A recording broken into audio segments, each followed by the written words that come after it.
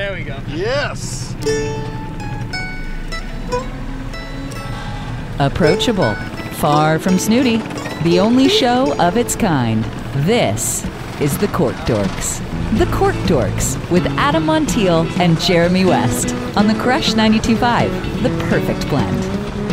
All right, we're in the Kubota with Justin Smith, Adam and Jeremy, the Cork Dorks here at James Berry Vineyard. Man, we've been waiting to check out these vineyards for a long time, man. Oh, so happy to be here. Unbelievable views. The property out here is just beautiful. We're kind of just behind Vineyard Drive, snuggled up in the hills, and looking at some great vineyards, and I can't wait to get in and taste some of these wines. I mean, they've been doing this now for what, over 30 years, right, Justin?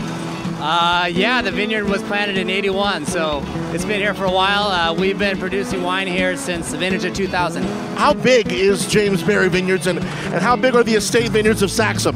James Berry Vineyard is a 75-acre parcel. Of that, right now we have about 40 planted, with 10 acres getting replanted. So when we're all planted out, it's about 50 acres. We keep about a little over half of that for Saxum and sell the rest. The other vineyards that we pull from, I think we have about 30 or 40 acres that we access fruit from. Jeremy, would you agree these vineyards look different than any other ones we've seen? They're kind of like spiral up, almost like kind of bonsai, but they come right out of the ground. What is it about these vineyards that make them look so unique? That block there is our bone rock block, and how it's planted is a type of head training system that's just called a vertical cordon. But yeah, no wires and not the typical head that's low, so it spirals up, makes it pretty unique.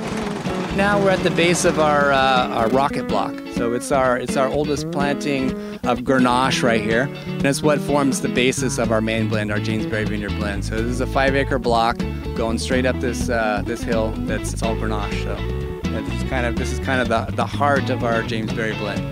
The views just continue to be absolutely gorgeous. We're surrounded by oak trees, and I know you guys are big on sustainability. Talk about that program a little bit and how you're pesticide free, and when that decision was that you decided that you were going to go that route. Yeah, well, we've always had a focus on sustainability since the very beginning, but kind of what got us started down the right road, besides just our mindset and my parents were living here and stuff, and they're ex-hippies, so it's kind of the basis of it all. But the biggest thing was these steep hills, and conventionally you'd be tilling it and disking it, and we did that in the very beginning, like everybody else told us to do. So we figured out we needed to do something about that. So we heard about continuous cover crops. So the next year we seeded a cover crop, chose the seed for the diversity, having some legumes to fix nitrogen and the grasses to hold things together. And now we've got this cover crop here. You can see, just looking at it in the sun, there's just little bugs jumping all over the place in here. There's also the stuff that eat the grapevines in here, but because they're already here and there's no grapevines, the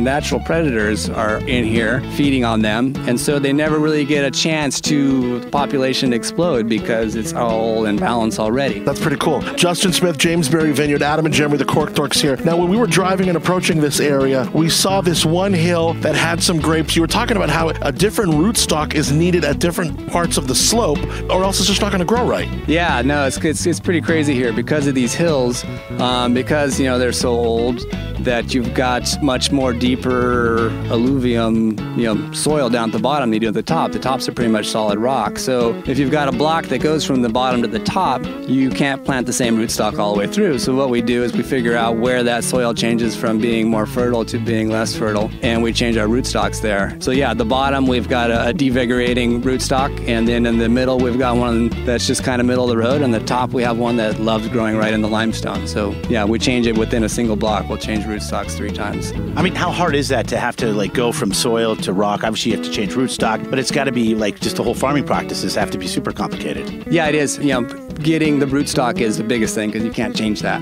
And the varieties, some do better on the different soils. And besides that, you've got to figure out exactly what the needs are on the different spots. But you figure it out really quick, in that in this row right here that we're looking up, you get to the very top, and the last 3 vines are these stunted, weak little vines.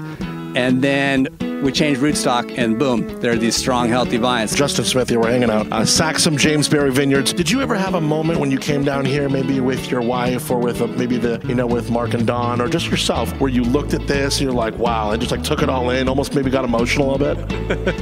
Yeah, I mean, pretty much the whole way. It was fun every day to come down here and just see a little bit more that they've dug and how cool it's coming out. But yeah, it's it's definitely a dream come true, so to speak.